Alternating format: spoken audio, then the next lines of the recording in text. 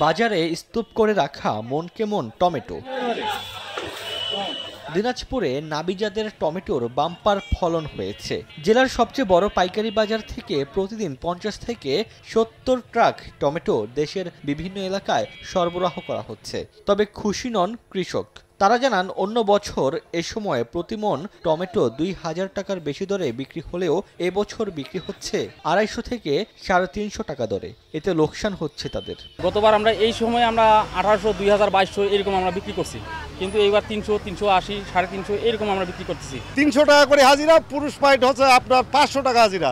260 টাকা মাল বিক্রি করে আমাদের কি পোষাবে? কীটনাশক সার যে দাম এবং লেবারের যে দাম, তাতে 700 টাকা নিচে পোষায় না। শ্রমিক ও পরিবহন খরচ বেশি হওয়ায় লাভ কম হচ্ছে বলে জানান পাইকাররা। ব্যবসা ধরেন মাল এতদিন লোকাল মাল ছিল সব মোকামে, লোকাল মালের কারণে আমরা ব্যবসা করে আরাম পাইনি। লোকাল মালটা ক্লিয়ারও হয়েছে, এখন মোটামুটি আমার মালটাই নিয়ে বিক্রি। আমরা ঢাকা পাঠাই, ঢাকা পাঠানোর পরে এগুলো প্রায় কেয়ারিং খরচ আমাদের একটু বেশি পড়ে। লেবার আসিল, আগে আসিল 500 টাকা, 400 টাকা, এখন 600 টাকা, 700 টাকা, সব দিকেই খরচ বেশি। এই জন্য আমরা ব্যবসার দিক সুবিধা করতে পারতেছি না। তবে কৃষি বিভাগ বলছে, বর্তমানে দাম কম হলেও কিছুদিন পর কৃষক ভালো দাম পাবেন। ফলন কিন্তু ভালো পেয়েছে এবং বাজারও মোটামুটি এখন ভালো পাচ্ছে।